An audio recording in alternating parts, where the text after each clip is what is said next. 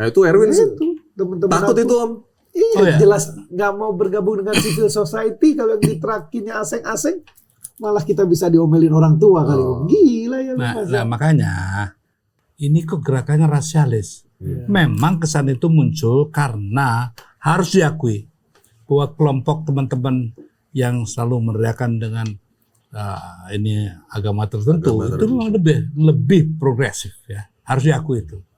Kaum nasionalis nggak kedengeran sama sekali.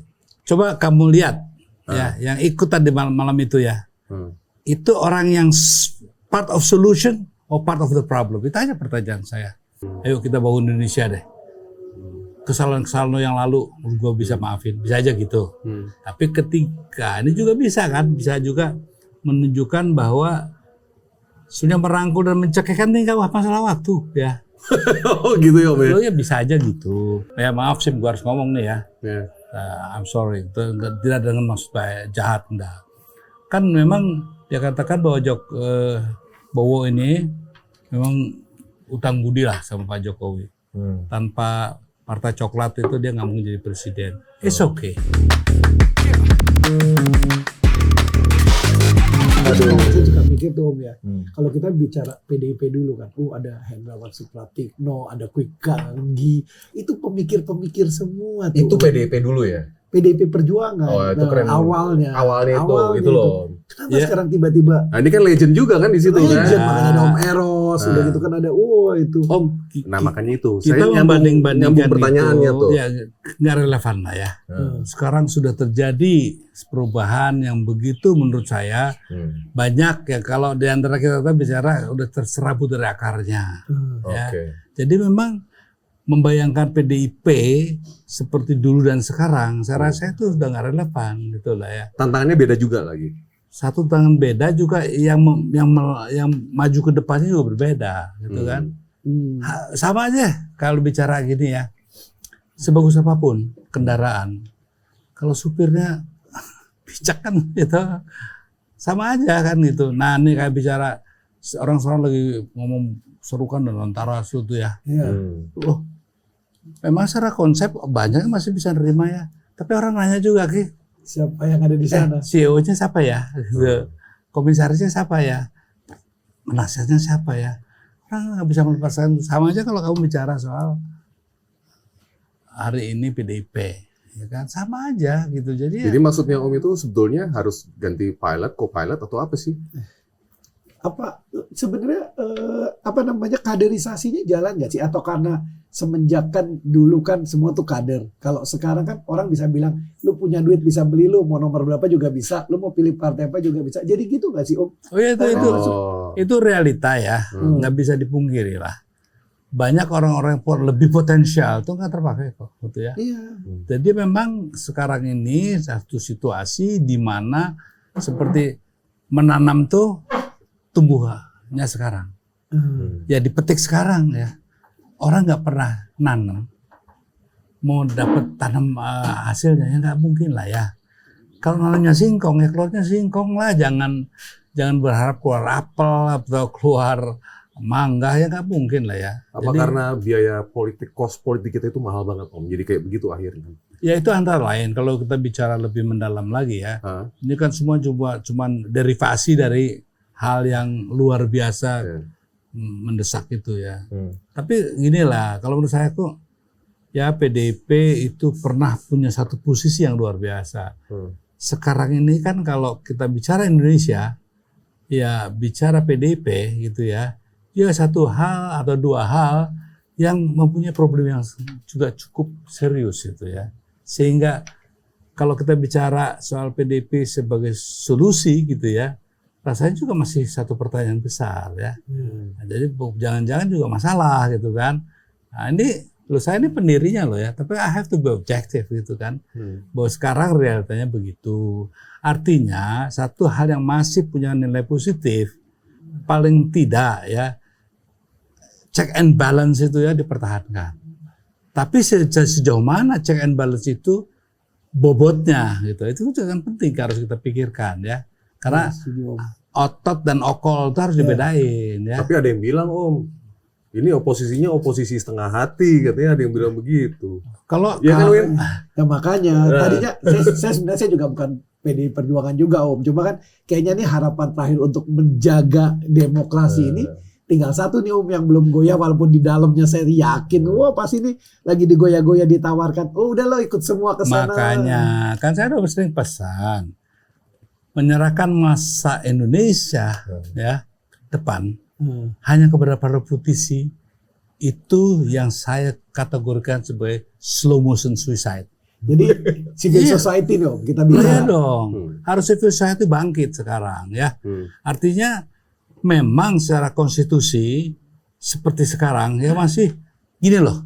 Kan kita selalu dengar ya bahwa partai adalah pilarnya demokrasi. Pertanyaannya sekarang, pilar atau jadi liabilitas ini? Itu dia.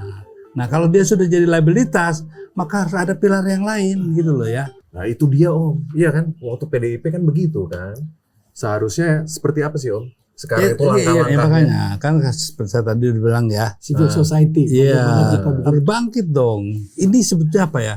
Ketika partai sudah tidak menjadi lagi pilarnya demokrasi, tapi justru menjadi bagian yang merontokkan demokrasi gitu ya. Iya. Kan cuma satu katanya kamu kan yang Tinggal masih sisa itu pun lagi PDIP-nya kita nggak tahu lemah.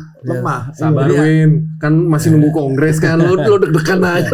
Iya, soalnya kita bilang ya kalau kita ngomong kongres tiba-tiba kita anggap kalah lah PDIP gitu kan. Oh, kalah Dia gimana ikut- nih? Kalah dan ikut bergabung dengan yang masuk. perahu besar di sana. Indonesia tenggelam lah itu perahu semua. Enggak, ngumpul di sana. makanya jangan terlalu pesimis lah ya. Nah tuh. Gini. Kebangkitan civil society itu juga satu keniscayaan pada saat hal-hal ya semuanya buntu, pasti ada jalan keluar ya. Paling enggak kalau kita dalam satu kalau Indonesia gelap kan pasti ada yang nyari jalan keluarnya gimana sih untuk membobol dinding ini supaya ada sinar masuk gitu Ini ya. udah gelap belum sih Om? Oh, kalau udah dari mulai. konteks ya, di mana contohnya nih Prabowo kan selalu bilang kita akan bangun 2045, udah nggak usah jauh-jauh 2045 deh, habis Lebaran aja gimana nih, gitu aja ya, kayak gitu aja kan, sederhana aja kan. Jadi maksud saya, bagaimana kita bisa bangun negara dengan para koruptor? Gak bisa, nggak mungkin. Itu sangat tidak mungkin. Makanya orang-orang yang dukung Prabowo secara, wah udahlah pokoknya Prabowo harus kita dukung, mulai berpikir waktu dia meneriakan apa Jokowi apa tuh hidup Jokowi gitu. Makanya sekarang kita lihat meme-meme yang keluar ya, ini kenyataan ya, dasmu terus hidup Jokowi, ini kan satu realita. Nah, kok tiba-tiba gitu, yang namanya Prabowo ini orang yang berpendidikan dan berpengetahuan dan tahu persis bahwa rakyat itu tidak dalam kondisi yang namanya menyukai Jokowi. Dalam konteks ini orang yang yang sudah bisa berpikir ya. Tapi kalau orang-orang yang masuk ya penerima bantuan itu yang banyak yang kurang lah ya, mayoritasnya kan kurang. Tapi orang berpendidikan semua menolak ya. Nah, tiba-tiba secara berani atau saya kembali lagi ya, atau orang maaf aja, saya pakai istilahnya si Rocky Gerung gitu ya, kan nggak enak ya, atau apa? Ya dungu gitu kan. Nah, gini lah Om, ini kan kita banyak teman-teman penonton kita kan sebenarnya mereka milenial Gen Z. Yang sebenarnya 98 aja mereka tuh nggak pernah kebayang bagaimana tuh kok mahasiswa dengan civil society bisa membongkar orde baru nih Om.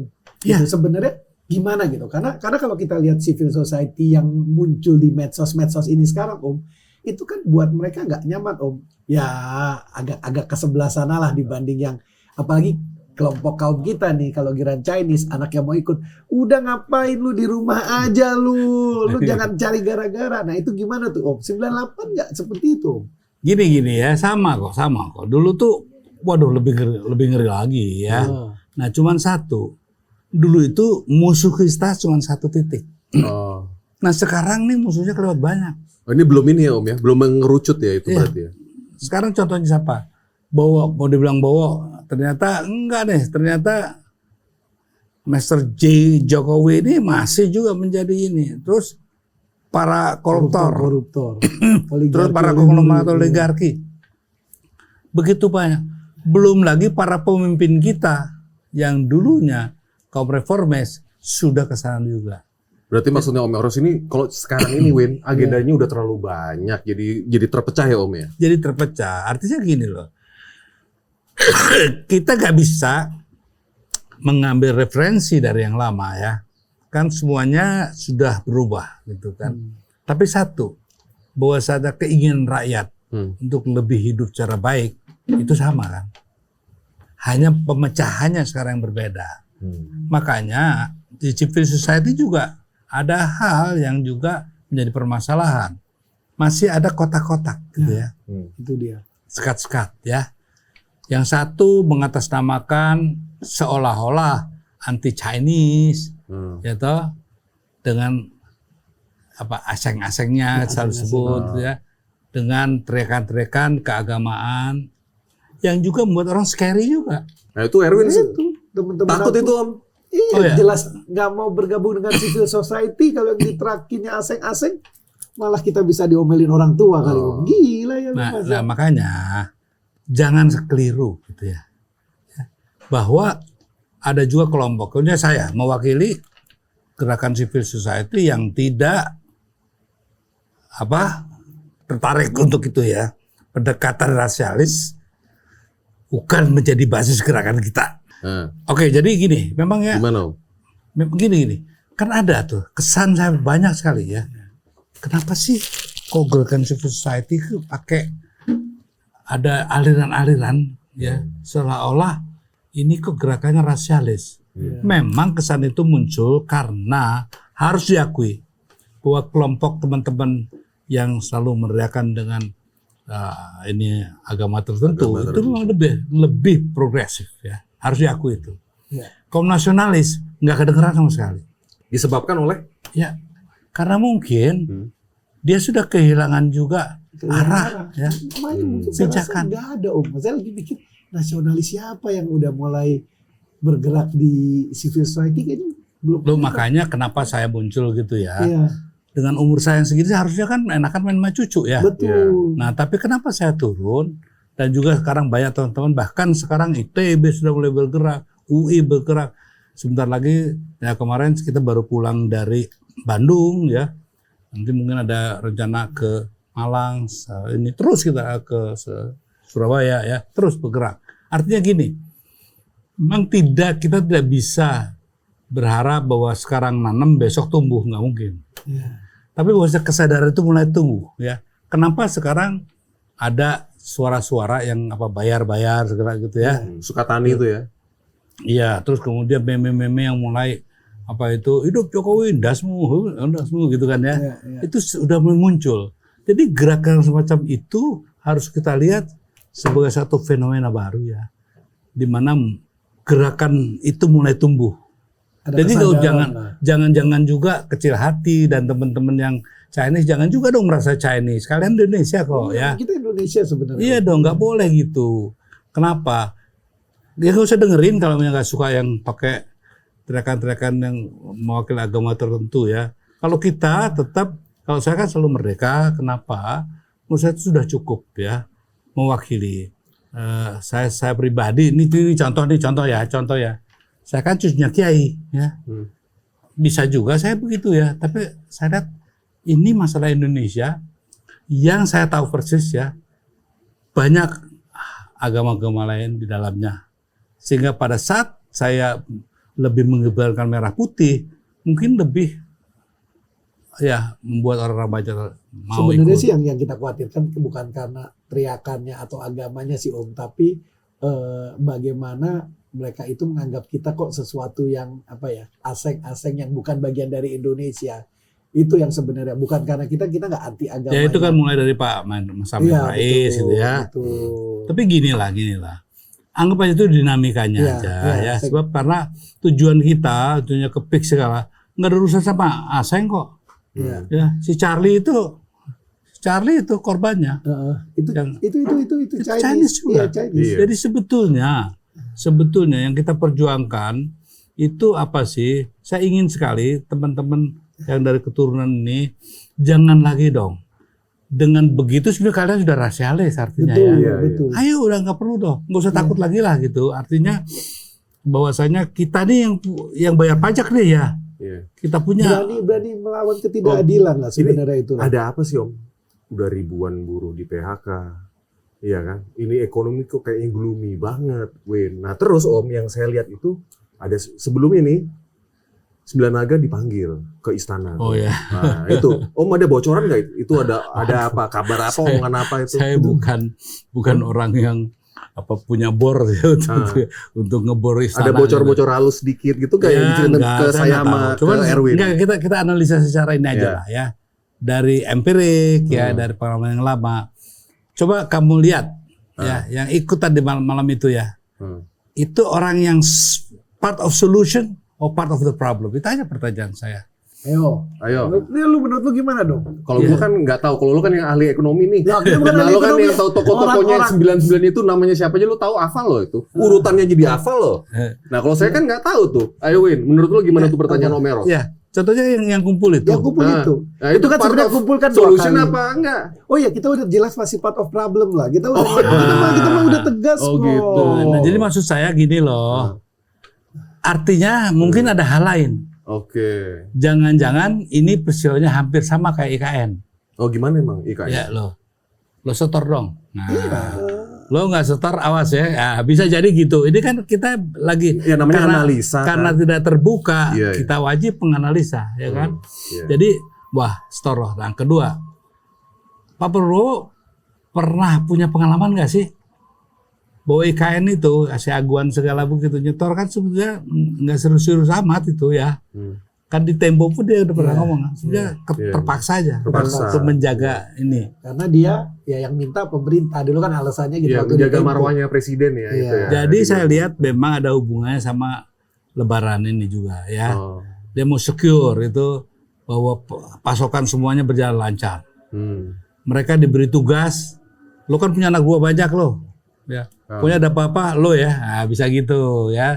Tapi bisa juga ke depan ya ada hal-hal yang mungkin ya mau menunjukkan kepada itu bahwa slow, I'm your friend tuh ya. Ayo kita bangun Indonesia deh.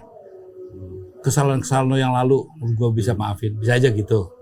Tapi ketika ini juga bisa kan, bisa juga menunjukkan bahwa sudah merangkul dan mencekikkan tinggal masalah waktu ya. Oh gitu ya Om ya? Lo ya bisa aja gitu. Lu nyewer gitu Win? Kalau gue sih masih positif waktu itu. Kalau gue lihat, oh ini orang mungkin dipanggil, dibilang oke lah cukup.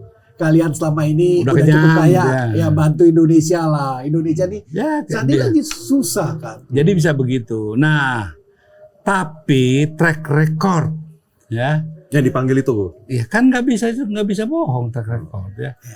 Janji tinggal janji ya, lidah tanpa tulangan itu kan. Jadi Prabowo tuh mempunyai catatan itu enggak? Saya nggak tahu. Nah itu cuma satu hal lah ya. Buat saya Prabowo memang sangat berkeyakinan tinggi ya bahwa semua rakyat mendukung. Padahal ya enggak menurut saya. Malah sekarang. Menurut saya 80% loh itu yang terakhir tuh survei. Itu boleh aja. Tapi kalau dengan dia meneriakan hidup Jokowi aja ya apa nggak rontok tuh yang 80% gitu loh ya kan. Jadi dari gitu. Situ aja kan meme-meme yang sekarang beredar itu kan ekspresi rakyat. Ekspresi rakyat tuh nggak bisa bohong ya. Nah sehingga menurut saya menurut saya dia bermain very dangerous game ya menurut aku. Tapi ada yang bilang Om. Nggak sih Om sebenarnya dia atau memang dia player untuk dangerous game itu? Kalau saya khawatir informasi ke dia nih nggak komplit nih. Dia bahwa masih 80% orang masih mendukung. Padahal kayak kita lihat civil society teman-teman Om juga udah berasa nggak happy kok. Loh kita teman-teman dekatnya dia semua ya. Kita berusaha kok bagaimana mendukung dia supaya dia sukses. Tapi kalau dia sendiri, kalau dia nyekek dirinya sendiri, emang siapa yang bisa nolong? Nggak ada. Itu dia. Jadi makanya saya heran kenapa dia begitu terlalu dependent ya on Jokowi. Memang Hashim, ya maaf Sim, gue harus ngomong nih ya. I'm sorry, tidak dengan maksud jahat enggak. kan memang dia katakan bahwa Bowo ini memang utang budi lah sama Pak Jokowi. Tanpa Partai Coklat itu dia nggak mungkin jadi presiden. It's okay. Kita paham itu. Manusiawi kan itu ya. Manusiawi. Tapi satu, at what cost? Nah, kalau utang budinya itu dibayar dengan ya menghibahkan rakyat Indonesia ke mereka, ya itu yang terlalu istufar. Tapi ada yang bilang, kan tadi Om kan bilang kan, hidup Jokowi ya kan. Tapi ada yang bilang, Win, bahwa itu sebetulnya Sandi Yuda. Jadi Pak Jokowi itu, Pak Prabowo itu nggak mau dia langsung hadap-hadapan sama Pak Jokowi. Jadi dia maunya yang Sandi Yuda aja. Tapi yang itu politis aja. Oke, tapi jangan salah. Ingat nggak Pak Jokowi pidatonya waktu di ulang tahun Gerindra? Iya. Kok cuman saya aja yang diserang gitu ya? Iya. Berani nggak yang sama Pak Prabowo? Besoknya gitu kan? mahasiswa kan. Nah, jadi maksud saya ini juga harus dilihat ya. Jangan kita itu saya pribadi loh, ini pribadi ya. Kalau saya melihat Prabowo tuh secara nomor 2 deh. Buat saya cause of the problem ya Jokowi. Jadi Danantara mau ini selama masih ada satu orang ini nggak akan selesai. Makanya kalau saya sendiri pun setelah Pilpres ya Pak Prabowo menang, saya ingin tuh Prabowo tuh kelar tuh 5 tahun apapun ceritanya. Tapi ya kalau dia tidak bisa membuat masyarakat jadi lebih baik, ya gimana Om? Ya itu kita harus bisa. sengsara 5 tahun. Bisa terjadi hal-hal yang kita tidak harapkan ya. Nah ini yang di underestimate sama Bowo gitu ya. Pak Prabowo. Gini, berapa kali Om udah ngomong, saya 2 kali ini bicara Danantara nih. Danantara gila loh, pegangnya loh, duit semua BUMN ditarik. Itu Bang akhirnya masuk ke Danantara nggak sih? Masuk semua. Akhirnya masuk juga. Dan yang dipilih sama Prabowo Om, kan sebenarnya oke lah, profesional harusnya profesional. Ini kan dipilih politisi semua Om. Ya gini Danantara itu oleh beberapa oknum juga mengatakan bahwa secara konsep Bagus. dan rencana bagus. Saya setuju Om. Cuman satu, memang mobil bagus sehebat Supir ya. sehebat yang namanya sekelas Rolls Royce kata. Kalau supirnya ya hobinya nabrak. Satu emang nggak bisa nyupir. Ketiga emang kelakuannya nggak benar. Pertanyaan saya, ada nggak yang mau naik Rolls Royce itu? Makanya. Nah, itu Iya, ya pasar kan satu. jadi juga Jadi orang tuh deg-degan ngomong, juga. iya orang ngomong ngapain kalau gitu beli Rolls Royce, nggak usah beli Rolls Royce kalau yang apa karena Prabowo ini mau, kan yang dimasukkan itu kan sebenarnya saya lihat kok ini temennya situ sampai Pak Jokowi, Pak SBY jadi dewan pengawas segala macam. Apa karena Prabowo tuh mau mengakomodir semua nih, ada mobil bagus yuk kita naik rame-rame gitu. Jadi akhirnya Makanya dia maksud lo itu bagi-bagi gitu. ya boleh bilang gitulah. Bukan itu. Ada men kan tuh Danantara, ada dana di antara kita gitu loh. Itu enggak itu lah. Tapi gini loh, makanya dia panggil siapa Ray Dalio itu ya. Itu untuk apa? Untuk membrainwash orang kan, bahwa sebetulnya kalau mau maju katanya tirulah Xi Jinping ya Deng Xiaoping gitu. Terus juga bagaimana Lee Kuan Yew membangun Singapura. Artinya ya what we need actually somebody who's with a strong ini kan. Jadi tangan besi. Ya arahnya ke situ itu nanti ya. Siap kan gitu ya. Terus ini kan multi partai. Iya. Sedangkan di sana kan cuma satu partai kan di Cina itu ya, makanya dia bisa melakukan itu semua. Enggak, yang bikin deg-degan itu adalah yang rakyat bikin deg-degan. Ini lo mau tau nggak? Banyak korupsi di mana-mana, apalagi Pertamina, minyak kita. Nah ini Pertamina ini loh Om. Jadi gini kan yang juga menarik apa ya? Wah rakyat sih udah tepuk tangan buat Pak Prabowo ya. Iya. Wah hebat nih semua lu dianggapin gitu. Kejaksaan Agung mengatakan ya kakak beradik ini tidak terlibat. Ah itu dia. Jadi orang-orang ini serius nggak sih atau bercanda nggak sih gitu? Iya. Nah ini di ketentaraan nih. Ini boleh Pak Prabowo atau stafnya ya membantah yang saya bilang. Dulu kalau bawahan ini melakukan kesalahan itu satu tingkat di atasnya bertanggung jawab. Bahkan 2 tingkat ya di atasnya itu bertanggung jawab. Nah apa itu anak-anak bisa nyelonong sendiri gitu loh ya. Nah itu dia. Nah tanpa adanya ya, green light dari atasan. Nah, pertanyaan saya, apakah dianggap semua orang Indonesia itu bego gitu loh ya? Nah ini yang sebetulnya harus diperhitungkan. Artinya saya takut, saya khawatir ya. Selain dia presiden, dia juga teman kita ya. Miskalkulasi ini sebenarnya lebih bahaya ya. Justru itu, apakah informasi ini nggak nyampe ke dia nggak lihat bahwa seolah-olah di stop. Oh ya itu cuma mainan anak-anak gitu kan? Iya. Mungkin nggak Om sih, Mungkin nggak, Om. seperti itu sih Om. Ya udah, makanya kan serba susah ini ya kita nih. Kayak kita Saya juga sebagai teman, saya nggak senang tuh anak-anak tuh bercanda sampai ke level yang menurut saya tidak selayak dan tidak pantas. Ada first lady, itu kan udah nggak bagus. Ya. Udah nggak, ini ya, itu serius.